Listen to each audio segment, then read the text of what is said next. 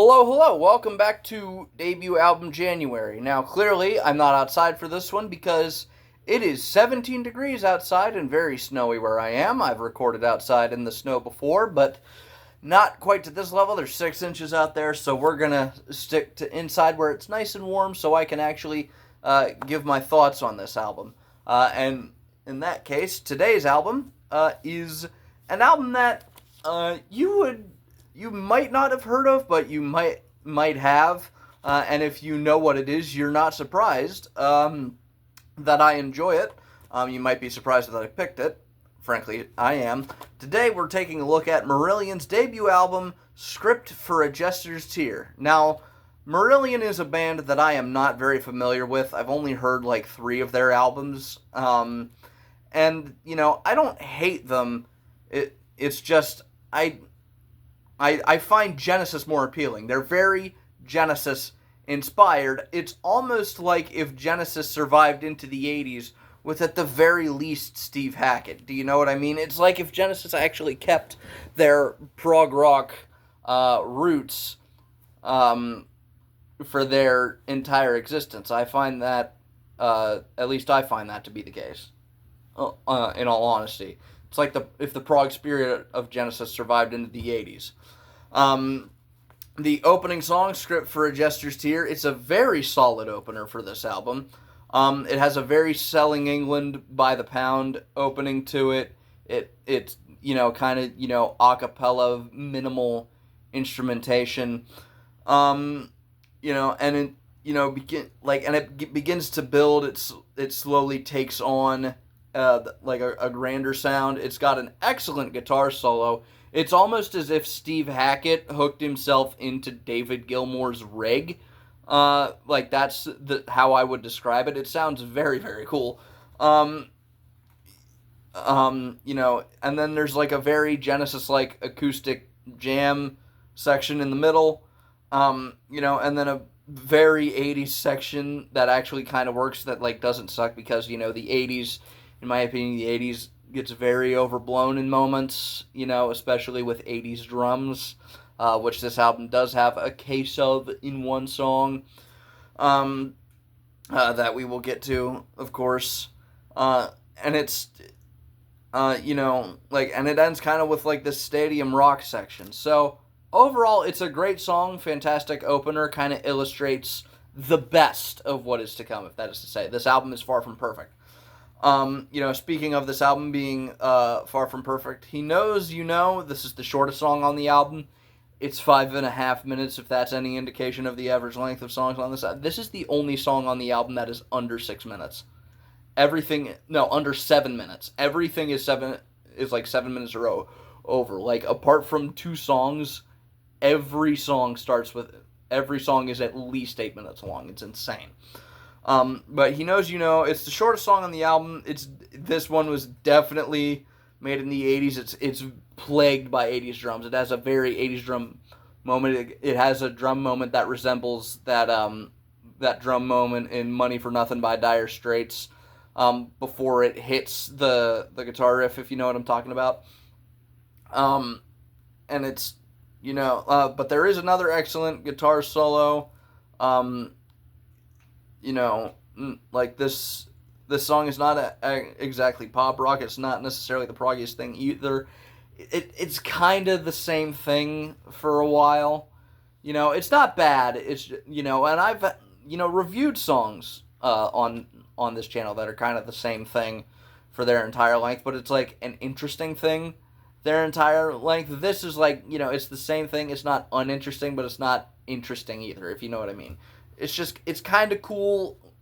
It's not like a Roger Waters song where it wears out its welcome, or like it ends at a good point. It ends when you're just starting to get irritated by it. Song number 3, The Web. This is the longest song on the album. It's also kind of a weak one. It's semi-prog, but a bit too samey for like the first half of it. It's literally 8 minutes and 52 seconds long. It's just shy of 9 minutes. It does contain, however, a great guitar solo and it, finally gets proggy, roughly by 6 minutes in. Overall, it's okay. It's definitely not the prog song on the album, and it's not the least prog song on the album. It's just the one that I find myself looking forward to the least when I do revisit this album on occasion. Because I have heard this album before.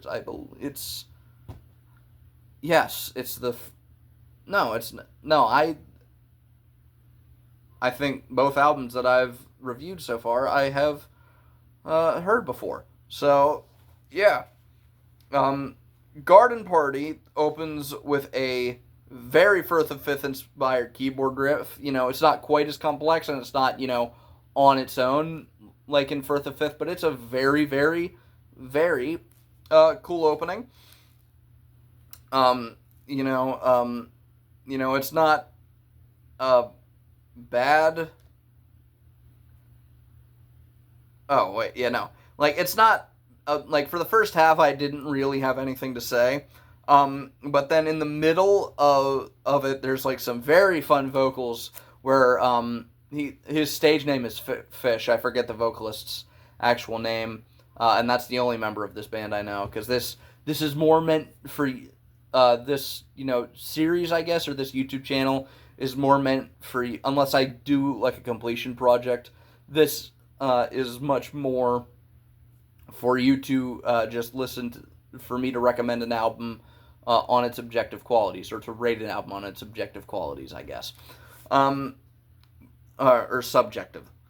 But it's, there's some very fun vocals in the middle. This guy, Fish, he does, very cool things. And at one point he just goes, "I'm fucking," and, that part, I know that there's, vocals similar to it surrounding it. But that part just sticks in my head because it's just kind of out of nowhere in the song. The song is, the song for the first half is pretty similar to the rest of the album. The second half is pretty similar to the rest of the album. That's just all the more I can say about the first half of the song. Yeah, that's what I got. Chelsea Monday, song number 5, the second to last song on this.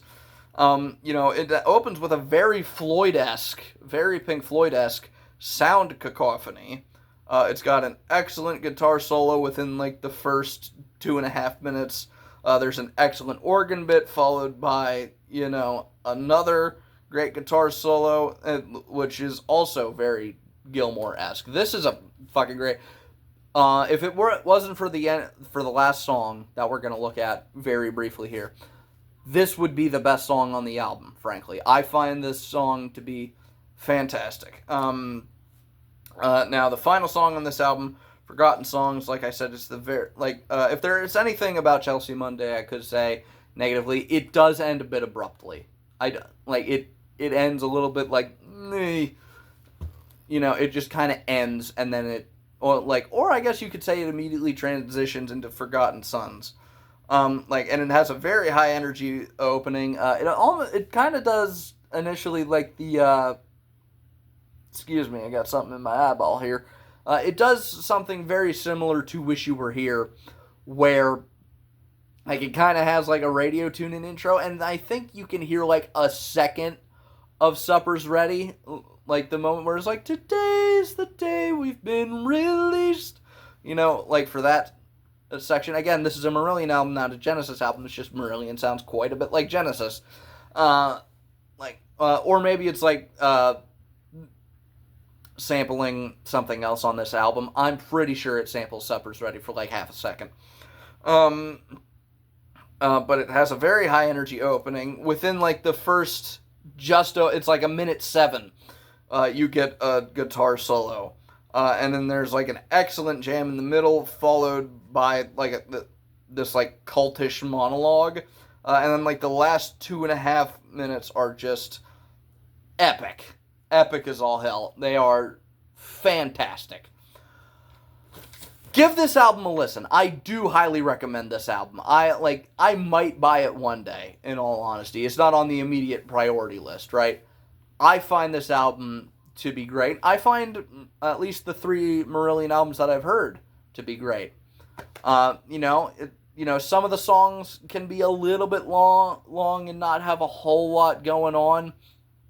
This album is far from perfect, but I do highly recommend it. I find it great. Next week, we are looking at the album that started all of prog. We are taking a look at King Crimson's In the Court of the Crimson King, which is a fantastic album, which I will talk about next week. But for now, I would like to thank you all very much for watching. If you have enjoyed this video, please feel free to leave a like on it. If you want to continue along my musical journeys with me, please feel free to subscribe. If you have something to add, your own opinion on the album, or your opinion on how I could improve these videos, even though I know a couple of suggestions already, you are a couple of ways to do that already, please, feel free to leave a comment.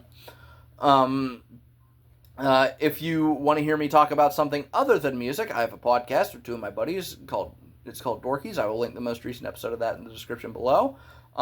There's actually a new episode of that coming very shortly as of the recording of this video. It might already be up by the time this video is up.